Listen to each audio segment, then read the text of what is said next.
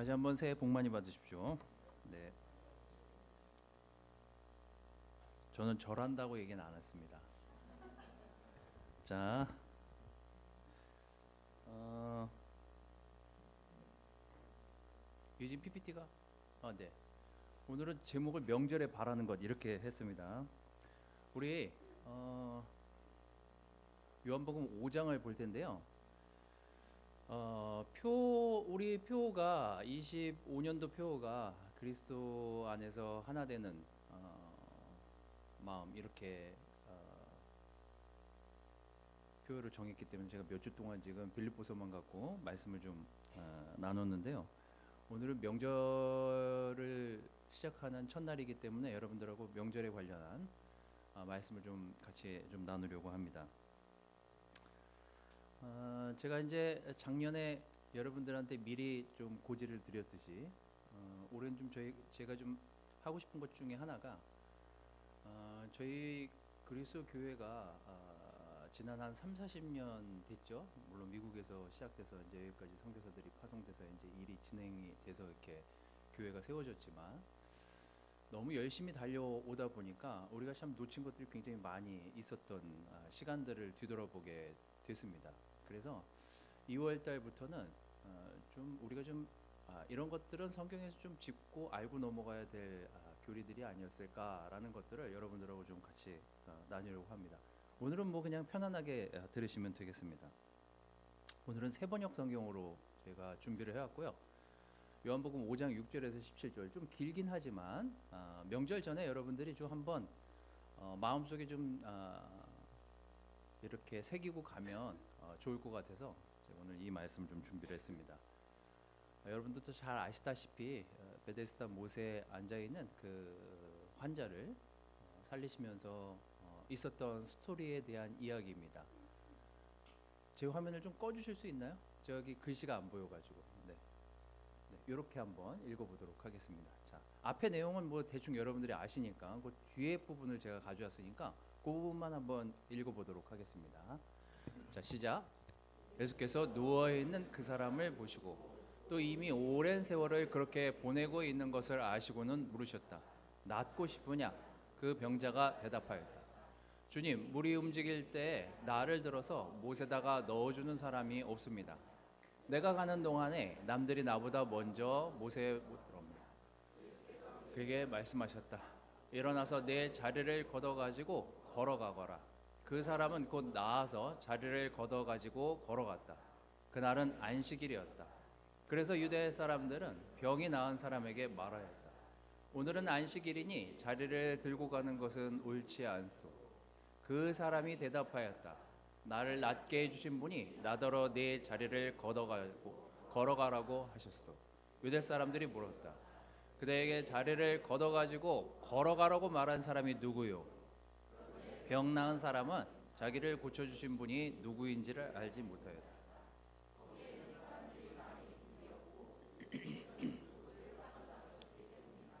그 뒤에 예수께서 성전에서 그 사람을 만나서 말씀하셨다. 보아라, 내가 말끔히 나았다. 다시는 죄를 짓지 말아라. 그리하여 더 나쁜 일이 너에게 생기지 않도록 하여라. 그 사람은 가서 자기를 낫게 하여 주신 분이 예수라고 유대 사람들에게 말하였다. 그 일로 유대 사람들은 예수께서 안식일에 그러한 일을 하신다고 해서 그를 박해하였다. 예수께서는 그들에게 말씀하셨다. 내 아버지께서 이제까지 일하고 계시니 나도 일한다. 아멘.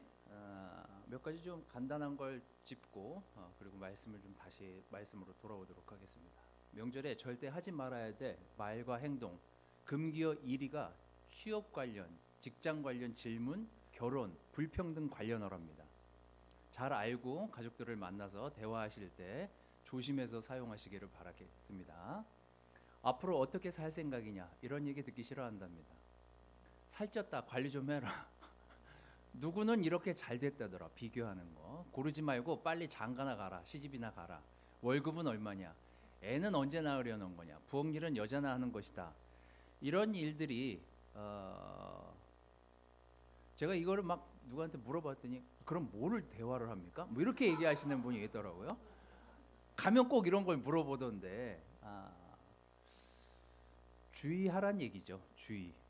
아무래도 얘기하다 보면은 주변 얘기가 안 나올 수는 없지만 그래도 여러분들이 누군가를 대하고 가족들하고 시간을 보낼 때는 좀 배려하는 말을 좀 해주시면 좋을 것 같습니다. 금기어 이유가 뭐냐면요, 정치 얘기를 합니다. 제가 작년 연말에 저희 가족들하고 같이 잠깐 정치 얘기하다가 난리가 났었습니다. 그래서 저는 이 부분에 굉장히 공감을 하고 있습니다. 절대 정치 얘기는 하지 않는 걸로 가족끼리. 그래서 여러분들이 좀 주의를 하시고 주의를 환기시킨 다음에 가족들을 만나시면 그래도 그 불편함을 좀 줄이실 수 있지 않을까 해가지고 제가 좀 여러분들에게 준비를 좀 했습니다. 명절에 가장 듣기 좋았던 표현도 있더라고요. 너를 보니까 힘이 나더라. 연휴에 잘 쉬고 편안히 지내길 바래. 갈수록 예뻐진다. 갈수록 멋져지는 것 같아. 외식 조금 하고 집안일은 조금 적게 하자. 집안일은 같이 하자. 도우면서 하자. 이런 얘기들이 명절 때 그나마 우리 주변의 식구들을 굉장히 따뜻하게 만들어준 대화로 기억을 한답니다. 그래서 여러분 앞에 거 말고 요걸로 마음에 이렇게 장착을 하신 다음에 여러분 가족들을 좀 만나시면 좋을 것 같습니다. 좀 도움이 되실 것 같아서 저도 좀 말 조심을 좀 해야 되는 상태이기 때문에 저도 좀 이걸 좀 찾으면서 그래, 이렇게 이런 말을 해줘야 되는구나, 이런 말로 가족들을 만나야 되는구나, 이런 생각을 좀 했습니다. 꼭 기억하셨다가 사용해 보시기를 바라겠습니다. 오늘 여러분들하고 이 요한복음 5장을 읽어드린 이유 중에 하나는요, 이때가 우리가 이렇게 설 명절이나 추석 명절 가족들을 만나는 날처럼 유대 3대 명절 중에 하나인 엄청나게 큰 명절이었던 것 같아요. 성경은 이렇게 기록하고 있습니다. 유대 사람의 명절이 되어서 예수께서 예루살렘으로 올라가셨다라고 사실 1절에 기록하고 있습니다. 우리가 1절을 안 읽었기 때문에 모르실 것 같아서 제가 이제 1절을 적어왔는데요. 자, 내가 여러분이 예수님이라면 이렇게 사람들이 많이 모이고 이렇게 예루살렘으로 예배를 드리러 오는 사람들이 엄청 많고 제사를 드리러 오는 사람들이 엄청 많은 뭐 6월절이든 무슨 초막절이든 77절이든 그 중에 뭔가 하나였겠지만 3대 절기라고 하면 보통 그 정도 돼야 이제 와 제사를 드리니까, 그러면 전국에 흩어져 있는 사람들이 이 예루살렘으로 와서 예배를 드리고 하나님께 제사를 드리고 제물을 바쳐야 되는 시기에 사람들이 몰리고 있었던 걸 예수님 모르셨을까요? 예수님이 모르실 리가 없잖아요. 여기 이때는 사람이 많이 올 거고 엄청난 인파가 몰려서 옴짝달싹 못사는 이 기간일 거다. 예수님도 짐작을 하셨을 거고 거기 있는 사람들도 다 제사를 드리러 거길 왔기 때문에 북적북적 되는 그 마당에 예수님이 한 사람을 고쳐주십니다. 왜 하필 그때 그 시간에 그 사람을 고쳐서 적은 사람이 있었을 때 고친 것도 아니고 그렇게 사람이 많고 인파가 많은데 꼭 그날 그렇게 그 사람을 고쳤어야만 했나 라는 게 제가 이제 이 구절에서 보면서 느끼는 부분들입니다. 우리가 베데스다 못을 좀 이해해야 될 필요성들이 좀 있는데요. 우리가 성경에서는 여기를 못이라고 표현해 있지만 1947년부터 57년까지 고고학자들이 발견한 베데스다 못은 못이 아니라 저장소였답니다. 물 저장소.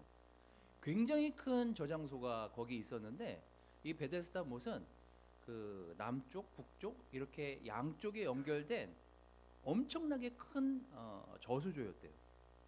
그래서 뭐 여러분들이 뭐 찾아보시거나 역사문헌을 찾아보시면 이제 뭐 이거는 고고학자들이 발견해낸 내용들이니까.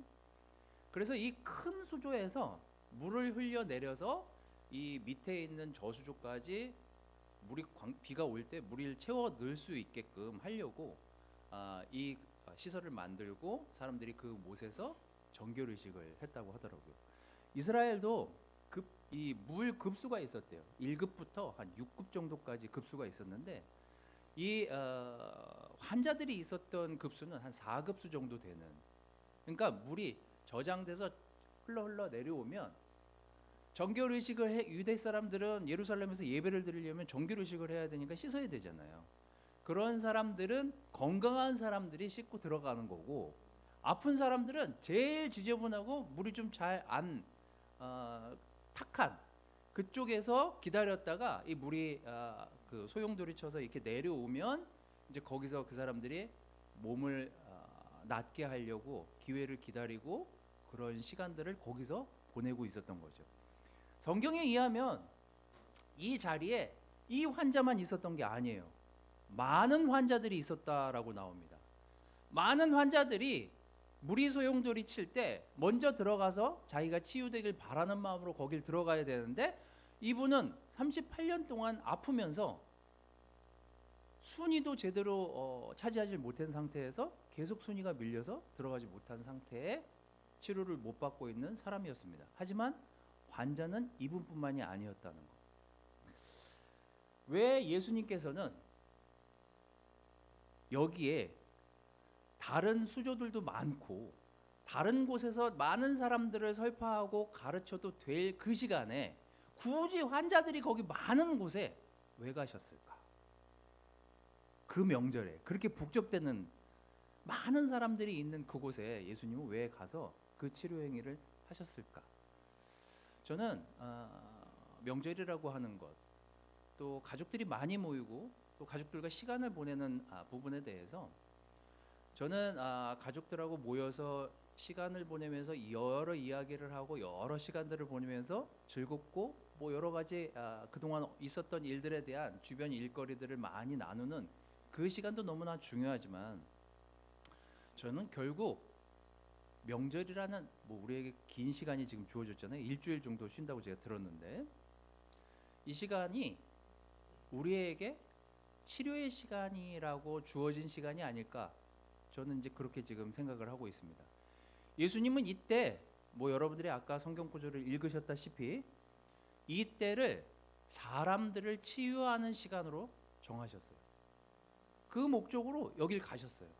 거긴 환자들이 많이 있었던 것도 아셨고, 환자들이 무리동에서 거길 들어가려고 우선적으로 들어가려고 하는 사람들이 많이 있었다는 걸 알고 여러 수족 가운데 유독 이 환자들이 많은 곳으로 오셔서 환자들을 보시기 시작합니다. 전 늘 저를 환자로 생각해요.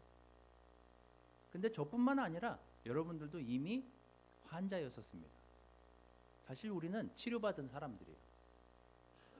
우리는 사실 예수님의 은혜 가운데서 치료가 됐고, 우리가 예수님이 없었으면 과연 우리의 삶에 있어서의 방향성이나 우리 삶에서 정말 치료되어져야 될 것들이 제대로 치료되지 않았었을 인생을 살 수밖에 없는 사람들인데, 사실 예수님이 우리가 아픈 그 자리에 오셨기 때문에 사실 우리가 치료가 될 수 있었던 거거든요.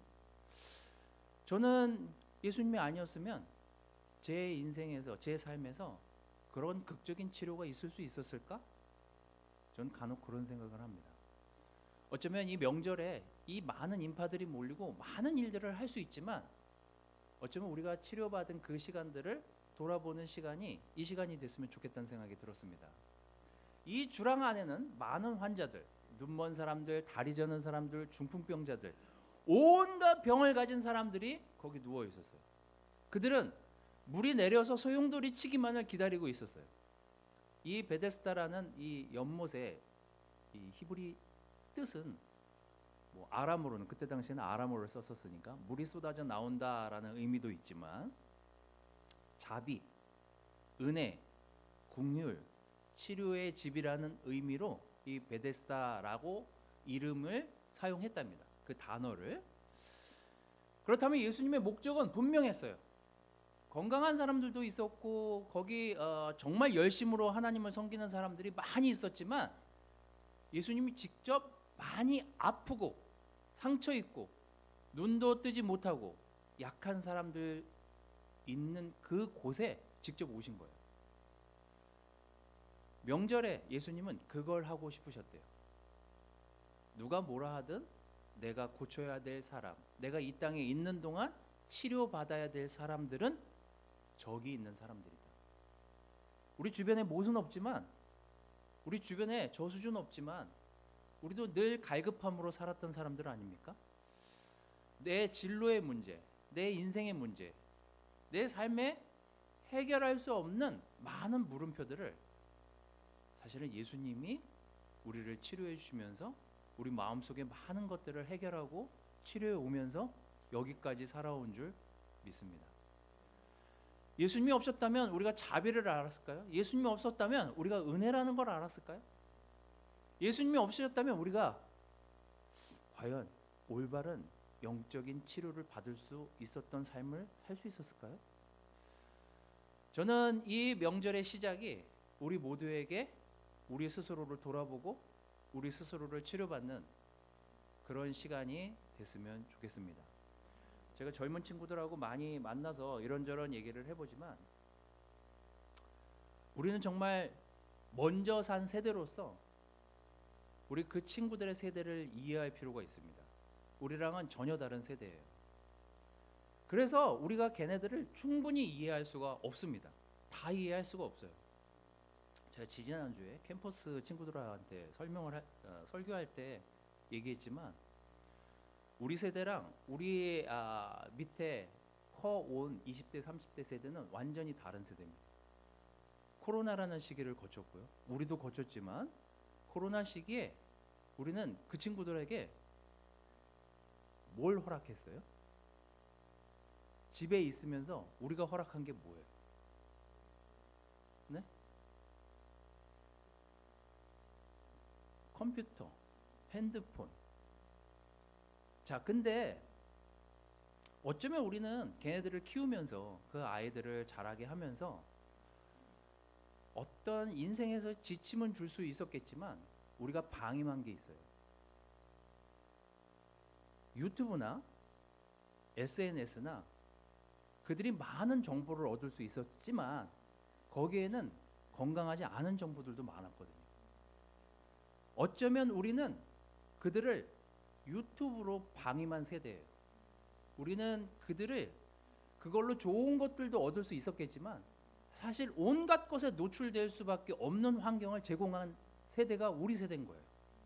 그래서 우리랑은 굉장히 다른 시간들을 보내면서 20대 30대를 지나옵니다. 그래서 굴곡된 정보들, 굴곡된 인상들이 많아요.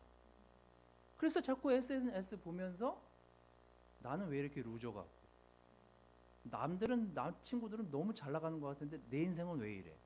우리 엄마 아빠는 왜 이렇게 흙수저야? 비교하게 되고 스스로를 깎아내리는 생각들이나 감정들을 가지면서 이 코로나 시기를 지나온 세대예요. 사실 그들에게 가장 필요한 건 예수님이라는 걸 우리가 알면서 어쩌면 우리가 그들을 위해서 얼마나 기도하고 얼마나 그들을 위로하고 얼마나 그들과 함께 있으려고 했나를 돌아본다면 우리도 치료받아야 될 사람이지만 그들은 더더욱 치료가 필요한 사람들이에요.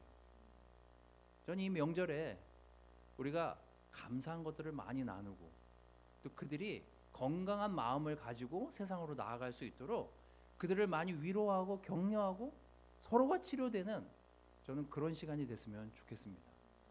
여러분, 우리 모두는 치료받아야 될 뿐만 아니라 지금도 계속해서 치료를 받고 앞으로도 치료를 받아야 될 사람들이에요. 그래서 우리가 이 자리에 나와서 말씀을 듣고 스스로를 돌아보려고 하지 않습니까? 우리뿐만 아니라 여러분의 자녀들도 치료가 되길 바라요. 그래서 하나님의 은혜가 자신의 인생에서 얼마나 값진 것인지, 자기가 치료받는 것이 하나님에게 영적으로 치료받는 것이 얼마나 자신의 삶을 건강하게 만드는 것인지를 좀 경험하는 그런 시간들이 이 명절의 시간이 됐으면 좋겠습니다.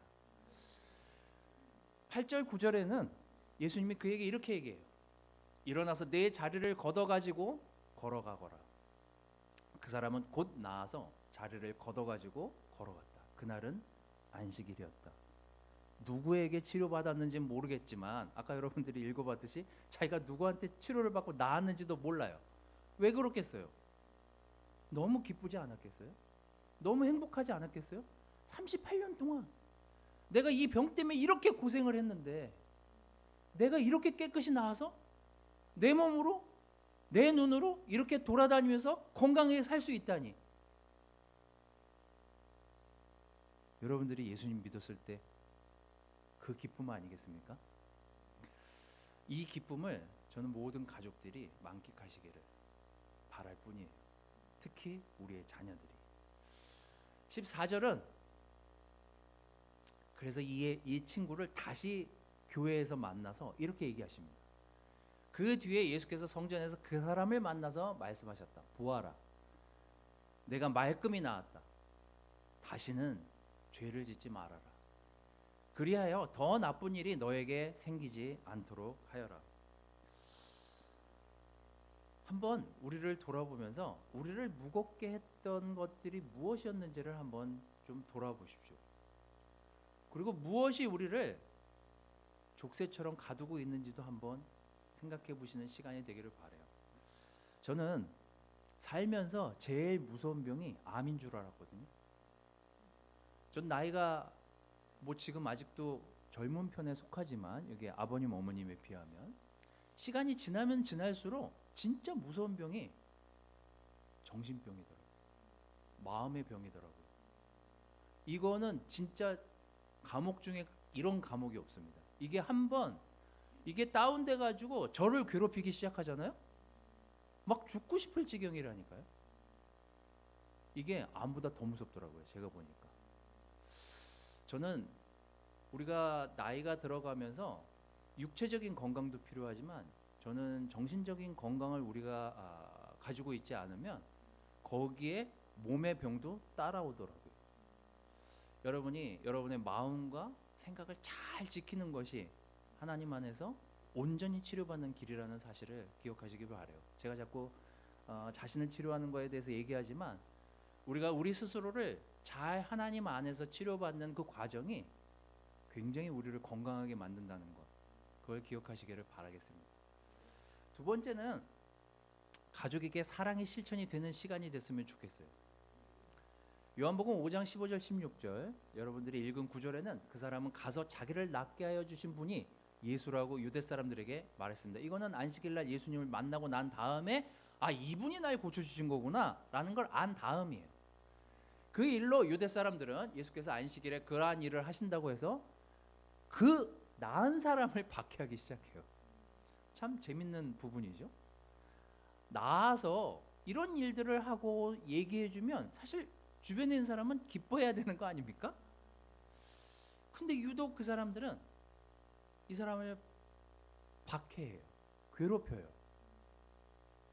뭐 때문에 그랬을까요? 그렇죠.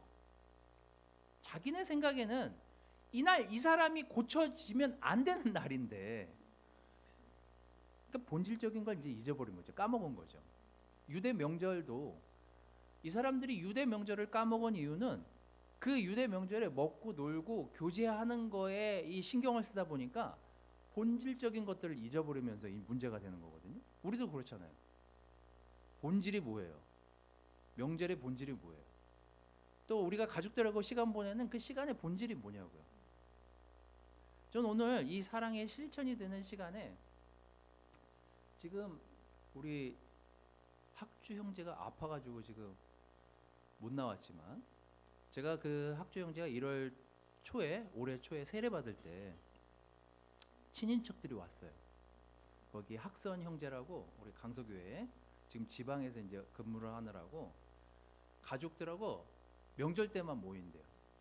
근데 명절 때만 모이는데 이제 12월, 11월 이 학주라는 형제가 집안의 여러 친인척들 가운데 유심히 본 친인척이 학선이네 부부인 거예요. 가만히 보니까 잔잔바리로 별일 없이 우리 집안이 저렇게 잘 편안하게 사는 사람이 있었던가가 궁금했대요. 그래서 어느 날 자기의 마음이 답답하고 힘들고 내가 왜 이렇게 괴로울까? 라는 얘기를 가족들 모임에서 조심스럽게 학선 형제한테 꺼낸 거예요. 그래서 학선 형제가 교회 나가봐라 이러고 인도한 교회가 여기였던 거예요.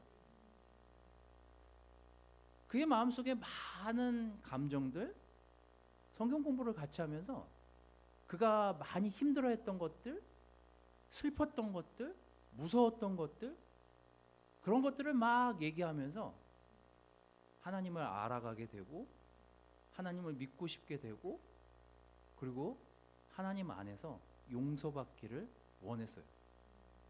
그래서 사실 1년이라는 시간이 걸리긴 했지만 중간에 뭐 너무 바빠가지고 중간에 끊긴 적도 있고 치료가 돼서 예수님의 자녀로 살기로 결정을 한 거예요. 예수님의 이 명절 때 이 북적거리는 사람들 사이에서의 예수님의 목적은 단 한 가지였어요. 내가 이 땅에 온 이상 하나님이 나에게 주신 그 사명을 오롯이 온전히 감당하고 이 땅을 떠나야 되겠다라는 그 결심 하나로 이런 지탄을 받을 걸 알고 있으면서도 사실 그날 그 사람을 고쳐줍니다. 사실 그날 그 환자는 예수님을 만나지 않았으면 평생을 누가 날 저기 넣어줬으면 내 인생은 왜 내가 이렇게 아픈 채로 살아왔을까? 계속해서 그 고민과 그 괴로움 속에서 벗어나지 못하고 계속 그 자리에 있었을 거예요. 그는 치료받았고 치료받은 다음에 그분이 누군지도 알게 됐고 그분이 누구인지 알게 된 다음에는 그분을 주변 사람들에게 알리지 않을 수가 없었어요. 그래서 그 주변 사람들에게 안식일에 예수님을 만나고 자기가 이분한테 고침받았다는 걸 알고 주변에 얘기를 하기 시작합니다. 저는 사랑의 실천이 다른 가족이 아니라 여기 계신 하나님의 자녀인 여러분들이 됐으면 좋겠어요. 가족들이 많이 모였어요. 같이 떡국도 먹고 고스톱도 치고 다 하세요. 즐겁게 노세요. 재밌게 노시면서 다른 사람이 여러분들 조카나 여러분들 친척에게 아까 그 말을 한다고 생각해 보세요. 넌 언제쯤 결혼하니? 너 연봉은 얼마니? 그럴 때 그걸 치료해주고 보호해줘야 될 사람이 누구예요? 여러분이어야 되는 거죠. 여러분이 거기다 숟가락을 얹어가지고 아 연봉이 얼마냐고 묻잖아. 빨리빨리 삼촌이 얘기하면 대답을 해야지. 이렇게 하면 안 된다는 거예요. 그래서 저는 여러분들이 숟가락을 얹는 사람이 아니라 그 숟가락을 함께 같이 해주고 아픔도 좀 같이 공감해주고 그래 정말 열심히 살았다 고생했다 널 너무 만나고 싶었어 아까 후반부에 해야 될 말들 그런 얘기로 사람들에게 사랑을 실천하세요. 그게 우리가 해야 될 일이에요. 같이 앉아가지고 어떻게 인생 살려고 그래 이런 거에 동참하시면 안 된다니까요. 여러분의 자녀에게도 마찬가지예요. 가족들이 모였을 때도 마찬가지입니다. 저는 여러분들이 가족에게 사랑을 실천하는 그런 사랑의 메신저가 되기를 바랍니다. 21절 22절에는 아버지께서 죽은 사람들을 일으켜 살리시니 아들도 자기가 원하는 사람들을 살린다. 아버지께서는 아무도 심판하지 않으시고 심판하는 일을 모두 아들에게 맡기셨다. 그 심판은 내가 한다. 결국 우리는 심판자가 아니라는 사실을 기억하십시오. 자꾸 우리는 개입해서 자꾸 심판을 하려고 해서 이게 싸움이 끝이질 않는다니까요. 이것도 다 청년들한테 들은 얘기예요. 정말 우리 부모님들은 너무 나한테 오지랖을 너무 많이 얘기한다는 거예요. 꼬치. 그래서 살 수가 없대요. 숨을 쉴 수가 없대요. 그래서 여러분 좀 자녀들하고 좀 건강한 소통을 하시기를 바라겠습니다. 그리고 여러분들의 친척들하고 좀 건강하게 대화하시기를 바라요. 여러분이 돈 1, 2만 원을 더 쓰더라도 라면을 끓여 먹자고 하든지 좀 음식을 좀 줄여서 할 수 있는 방법들을 고안해서 여러분 가족들을 좀 편안하게 해주는 그 시간이 이 명절의 시간이 됐으면 좋겠습니다. 저는 세 번째로는 기억에 남는 가족이 여러분이었으면 좋겠어요. 요한복음 5장 24절은 이렇게 얘기합니다. 내가 진정으로 너희에게 말한다. 내 말을 듣고 또 나를 보내신 분을 믿는 사람은 영원한 생명을 가지고 있고 심판을 받지 않는다. 그는 죽음에서 생명으로 옮겨갔다. 저는 여러분들이 가족들하고 시간을 보내고 친척들하고 시간을 보낼 때 저는 여러분들이 하나님을 믿는 사람이라는 걸 가족들이 알았으면 좋겠어요. 그래야 우리는 더 우리의 믿음에 대한 자세를 바르게 표현하면서 그 자리에 있지 않겠습니까? 그 믿음이 뭔지를 여러분들이 보여주시고 그 사랑의 실천을 여러분들이 하셔서 여러분들이 좀 시간이 지난 다음에 어떤 친척으로부터 근데 너는 어떻게 그 신앙을 지킬 수 있는지를 질문받는 제자가 됐으면 좋겠어요. 그게 여러분이고 저였으면 좋겠습니다. 저는 이 명절의 시간이 우리를 스스로 먼저 치료하는 시간이 됐으면 좋겠어요. 그래서 오늘이라도 내일이라도 가족들을 만나기 전에 마음을 좀 돌아보고 마음을 준비하고 우리가 어떻게 세례를 받고 우리가 어떻게 치료를 받은 사람인지를 좀 기억하고 하나님하고 좋은 시간을 좀 보내시면서 말씀을 좀 많이 묵상하시면서 가족들을 만날 준비를 하시면 너무 좋을 것 같습니다. 또 그 시간이 여러분들이 사랑을 실천할 수 있는 그런 귀한 시간이 됐으면 좋겠어요. 그 기억에 남는 한 친척이 전 여러분이 됐으면 좋겠습니다. 명절 기간이라 제가 보너스 한 장을 더 준비했습니다.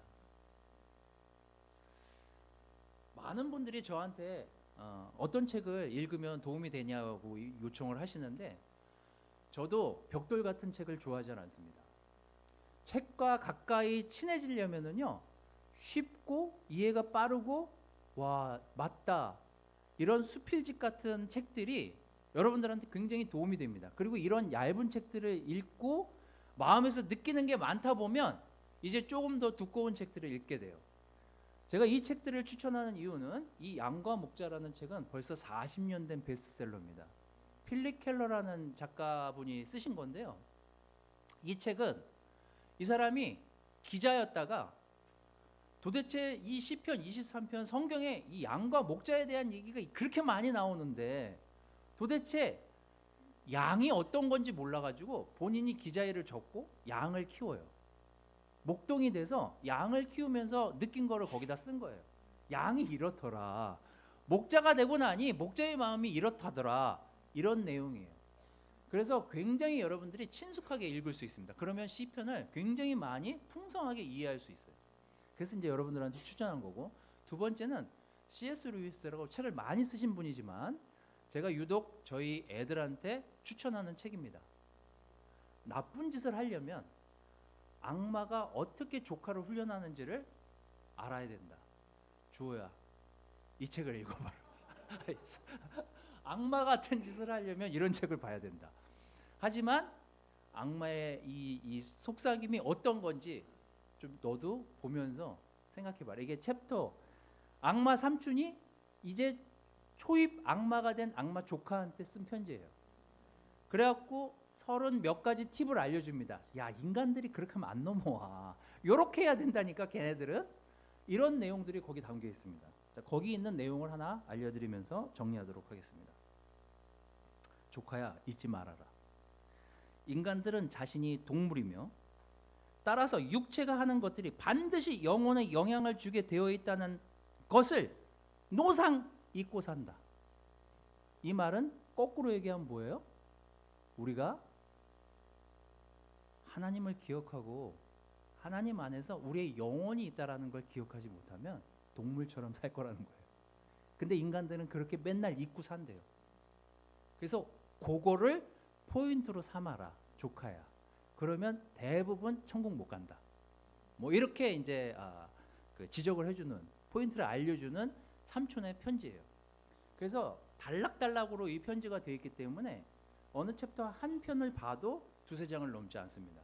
그래서 가볍게 읽고 생각을 좀 많이 할 수밖에 없게 만드는 내용들이, 책은 얇지만 굉장히 인사이트가 많은 책입니다. 그래서 명절에 좀 책과 좀 가까이 지내시면서 자기도 치료받고 남도 치료하는 그런 시간이 됐으면 좋겠습니다. 그래서 여러분들이 어떤 책들을 추천해 달라고 해서 제가 2권을 여러분들한테 추천해 드리니까 굉장히 얇은 책이니까 꼭 한번 가족들에게도 권유해 보시고 여러분도 한번 시간 될 때 읽어 보시면서 이 긴 명절 기간을 여러분 내적 그 치료를 풍성하게 치료받는 그런 시간들이 되시기를 바라겠습니다. 제가 기도하고 성찬하고 오늘 예배는 마치도록 하겠습니다. 사랑의 하나님, 너무나 감사합니다.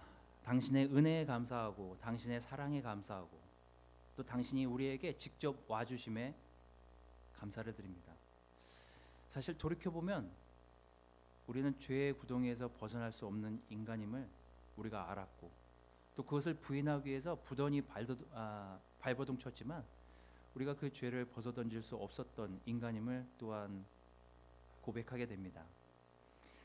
예수님께서 십자가를 지시지 않으셨다면 우리가 어떻게 이곳에서 편안하게 예배를 드릴 수 있었겠습니까? 예수님께서 우리의 죄를 용서해 주시지 않으셨다면 이 무거운 죄들을 지고 어떻게 우리가 당신께 나아갈 수 있었겠습니까? 당신의 은혜에 감사하고 당신이 우리 대신 십자가에 못 박히신 분임을 우리들이 매일 매번 매 시간마다 기억하는 저희들이 되기를 너무나 원합니다. 하나님, 이제 명절의 시작입니다. 오고 가는 모든 발걸음들을 지켜주시고 인도해 주기를 기도를 드립니다. 아무도 사고 없이 안전하게 고향으로 갔다가 가족들과 좋은 시간을 보내고 다시 이 자리에서 기쁨의 예배를 드리는 시간이 되기를 기도를 드립니다. 하나님, 우리 만나는 모든 가족들과 좋은 시간을 보내면서 하나님을 전파할 수 있는 좋은 기회로 삼을 수 있는 시간이 되기를 너무나 원합니다. 하나님, 우리가 당신 안에서 사랑과 은혜를 느끼고 얻었듯이 누군가는 또 다른 은혜와 사랑이 필요한 시간에 놓여 있다라는 것을 저희가 기억하고 가족들에게 그 주님을 전파할 수 있는 좋은 기회가 될 것이라 너무나 믿습니다. 우리 가족들을 만나서 좋은 시간 보내면서 하나님의 사랑을 전파하는 그런 시간이 또한 저희들에게 주어지길 기도합니다. 하나님, 이 시간 당신의 떡과 잔을 뗍니다. 주님께서 나를 기념하라고 하셨던 것처럼 하나님, 이 떡과 잔을 떼면서 당신의 살과 피를 기념하는 그런 기억과 그런 감사의 시간이 이 시간이 되길 기도를 드립니다. 감사와 영광을 당신께 돌려드리고 사랑하신 예수님의 이름으로 기도드렸습니다. 아멘.